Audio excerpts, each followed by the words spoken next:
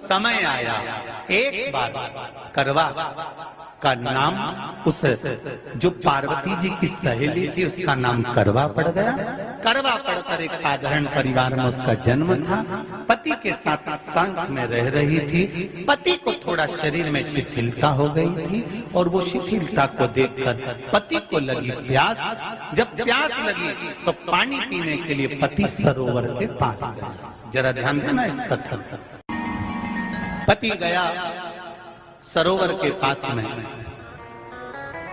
कई लोग करवा चौथ की बहुत हंसी उड़ाते हैं, माताओं की बड़ी हंसी उड़ाते हैं। उनसे निवेदन है मेरा, हमारे सनातन धर्म के जितने व्रत हैं, हमारे सनातन धर्म के इस भारत की भूमि से जितने नियम धर्म जितने निकले हैं, जितने व्रत निकले हैं, साधना निकली है, ये साधारण नहीं है। इसलिए बार बार कहते हैं चंदन है इस देश की माटी, तपोभूमि हर ग्राम है, हर बाला देवी की प्रतिमा, बच्चा बच्चा राम है। कोई साधारण नहीं है, कोई अब पार्वती जी की वो सहेली का नाम जन्म लेते लेते लेते लेते एक बार करवा पड़ गया। पति थोड़ा सा शिथिल था, शरीर में थोड़ा रोग हो गया था। पानी पीने के लिए सरोवर पर गया। सरोवर में जैसे पानी पीने के लिए गया, एक मगर ने उस पति का पांव पकड़ लिया। करवा पार्वती जी की सखी थी, जन्म लिया मृत्यु लोक में, नाम करवा पड़ गया।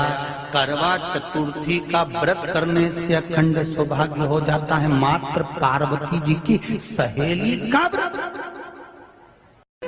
करवा गई, करवा ने देखा कि मेरे पति का पांव मगर ने पकड़ रखा है और करवा शिव की उपासक थी।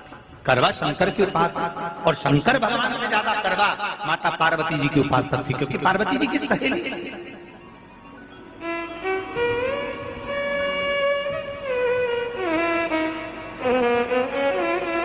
पति का पांव खींच कर मगर पानी में लेकर जा रहा था। करवा आराधना में लगी हुई थी। करवा ने मिट्टी का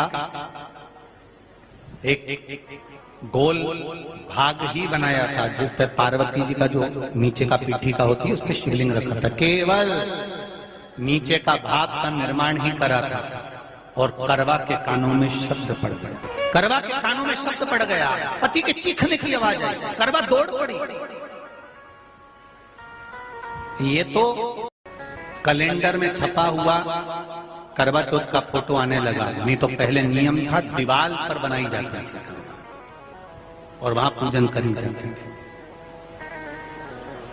कई माताएं जानती होगी यहाँ पर आज भी, पहले दीवार पर बनती थी, पूरा परिवार की सौभाग्यवती नारियां वहां आकर पूजन करती थी एक जगह, फिर बाद में छत पर जाकर करवे का अर्घ दिया करती थी। ये नियम था। अब तो बना बनाया कागज आ जाता, उसको चिपका दो, पूजन कर लो, वो अलग प्रमाण। पर यहाँ करवा मट्टी का भाग का लेपन कर रही थी और लेपन करते करते बस उस समय पर पति की आवाज आई, छोड़ा। करवा भागी और शिव आराधना में लगी हुई करवा, पार्वती की आराधना में लगी हुई करवा भाग कर गई। पति को देखा तो मगर खींच कर ले जा रहा था। करवा ने अपना चीर फाड़ कर मगर की पूंछ को पकड़ कर खींचा।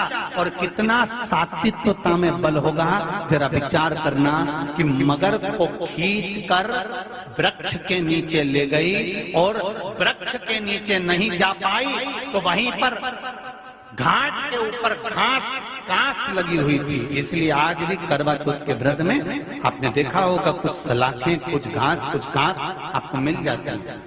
उससे एक घास से, मात्र एक घास, एक घास से उसने उस मगर को बांध दिया। मगर हिल नहीं पाया। यम के दूत आ गए इसके पति को मौत के ग्रास ले जाने के लिए। यम के दूत। करवा ने पूछा तुम कौन हो, कैसे आना हुआ? यमदूत कहते हैं तुम्हारे पति का आज अंतिम दिन है, अंतिम समय, अंतिम पल है, ये मरेगा। करवा कहती अगर मारना है तो इस मगर को मारो जिसने मेरे पति का पांव पकड़ रखा। प्राण छोड़ना है तो इस मगर के छोड़िए, मेरे पति के तो प्राण आप ले जा नहीं सकते। करवा हम अपने नियम को नहीं बदल सकते। तेरे पति की अंतिम सांसें हैं, वो मरेगा। मगर को अभी नहीं मरना है, मगर अभी कम से कम 9 महीना और जीवित रहेगा। इसका हमारे पास लेख है। करवा कहती है ऐसा हो नहीं सकता। यमदूत खड़े हैं, ले जाने दे नहीं रही।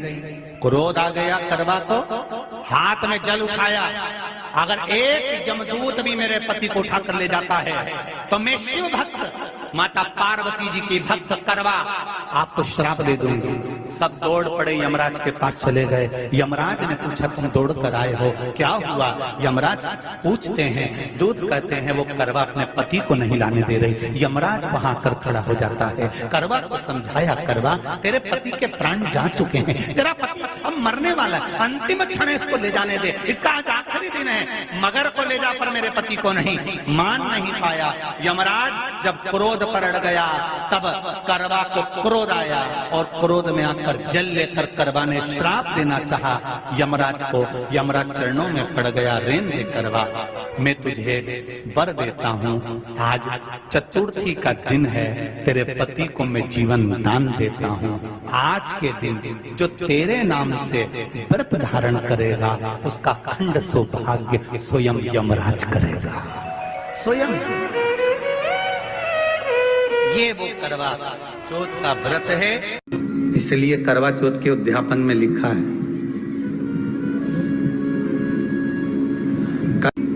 उसका जब उद्यापन होता है तो एक थाली में 13 जगह पर 4-4 पूड़ी रखी जाती है। आप लोगों को तो मालूम होगा, आप लोगों ने करा होगा करवा चौथ का उद्यापन।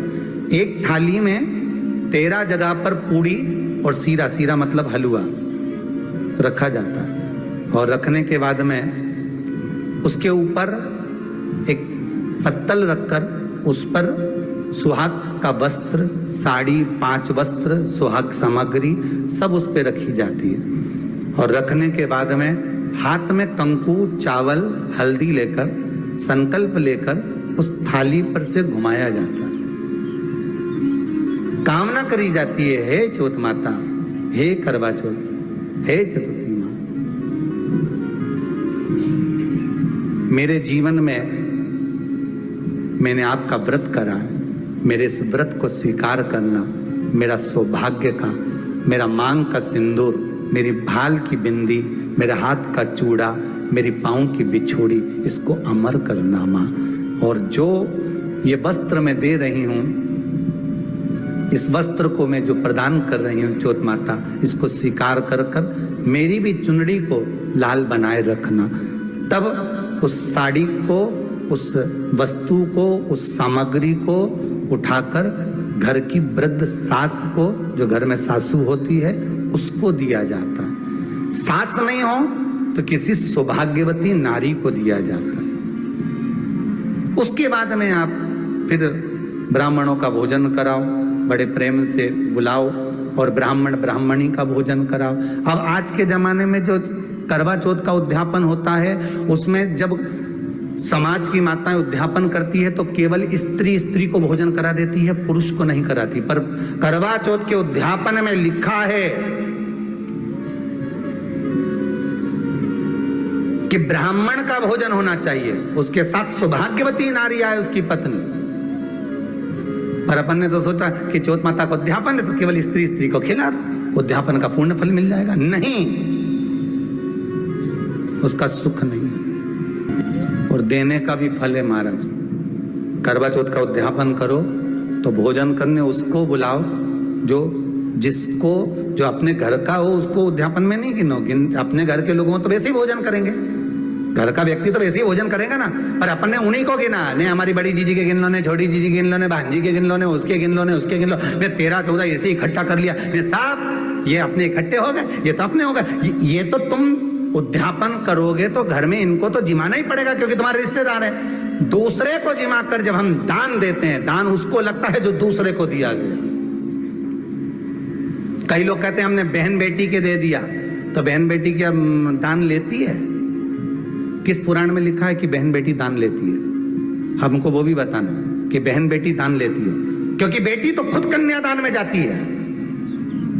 बेटी का कन्यादान होता है, वस्तु का दान नहीं। बेटी खुद दान में दी जा रही है, कन्यादान में। बेटी कभी दान नहीं लेती महाराज, बहन बेटियां कभी दान नहीं लेंगी।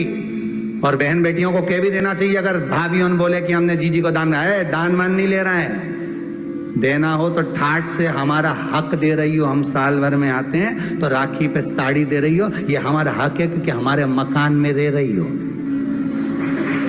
हक दे रही हो, दान नहीं। दान देना है तो पंडित जी के दो, दान देना है तो ब्राह्मण को दो, गौ माता को दो। हम दान नहीं ले रहे, हम अपना हक मांग रहे हैं।